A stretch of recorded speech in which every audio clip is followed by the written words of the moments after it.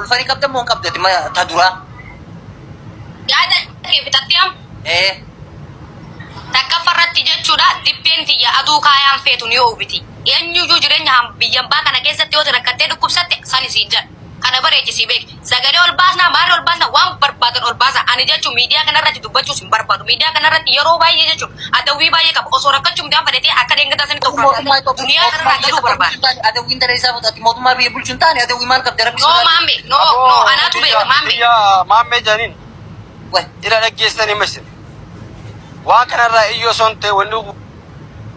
qabatamaadhaan michoon kun waan barbaadde haa taatu okay abbaa barbaadde biraa isaa dheettu ulfooftee dhiiftee abbaatti isitti ulfeessi deemtee barbaaddatti wanni hunda qushaasha ajandaa kanaa kan hunda fidanii uummata oromootiin mataa nyaattanii jirre okay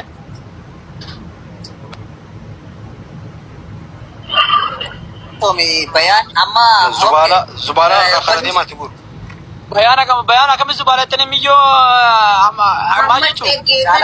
takka hin dubbannaa dhaggeeffadha takka qofa dubbannaa bayan waan kana deemaan hundi itti guutee laal miyyoon tuni nul fooyinee jechaa jirti dhaggeeffadhu ani nul fooyinee jette miyyoon garuu isi warri alamaatti eessi akkasumatti afaan kee qabadhu sira geessanii asira geessa usi usku dhaggeeffadhu mucaan qaatas keessaa biyya kanaa bahee maanii nan jira biyya kana keessaa baheera mucaan osoo mucaan akka dhaggeeffadhu bayaan irraa yaada fuudhi bayaan malee namni jaalibsa ustee jagastamoo calcaa jagaske sagalee kana jalqabarraa dhaggeeffadha uummanni oromoo sagalee annamu tokko sababa xiyyan akka walitti barbaadu fiidoo wayii basfatee galaafachuu barbaada maaliif amma isii bira jira si dhageessaa jira sagalee kana shi argeechitti kana taatee akkas taate jedhanii walitti bu'uu hin barbaadu nama tokko jireenyi yoo latti bada jireenyi namaa balleessuu hin barbaadu ina akkasii jedhama abbootaa yooniin sirrii naaf boyini akkas bada jireenya duniyaan gabaadhe firirkaa gabaadhe haga kana taatetu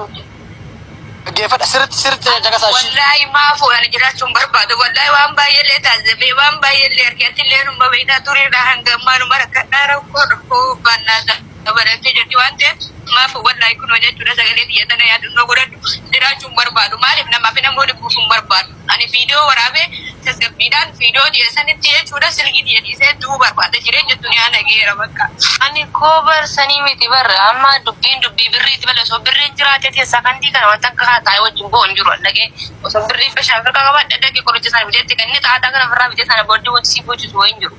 ilma namaa ta'e immoo kan hin ta'uun gorra hin jiru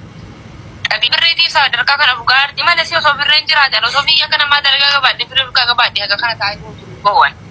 qoricha deemee fidee fi qoricha bakka fidamu inni xaataa kana maraan keessaa baati birriin kan hundaan gaarasi Habibti mucaan qaatas keessaa biyya kanaa bahee ummaan hin jira biyya kana keessaa baheera mucaan osoo mucaan akkasa jiraate qabuu dandeessa mucaan sittuu ogarsiisuu hin danda'a bilbila isaa sitti arguu hin danda'a as keessa hin jiru noomaalii hin jiraa jee waa namni waa gorsee ilma namaa gorsitee fendee hin danda'amu dubbiin kun akka tasaa ta'eera kana erga ta'e immoo sabaruudha ishi namni si gargaaramni jedhan mucaan nama dhageessu ofaddee isaa bilkula akka waan waarraa du'etti boosi mana keessaa abboon mataan danda'an jiru akka waan waarraa du'etti boosi gibbii fayyaa rabbaatti maddinqiidha moo ilma namaa ta'e kan ulfoomne jira nama namaa ta'e kan nama wajjin ta'e ulfaamne jira ulfaamne akkas birriin jira nama nama keessaa baafama dhaleetu guddisaatu jira soo kanaaf jechuudha alaa kulli ammas hin fakkeessin sagaleen tun sagalee bayaan argee sagaleen tuni sagalee mucatiree ol baatee asirraa taata ishiidhaati obbuta qabsi doktor dilazii jechuudha waan hin taane asirratti hin dubbatinaadha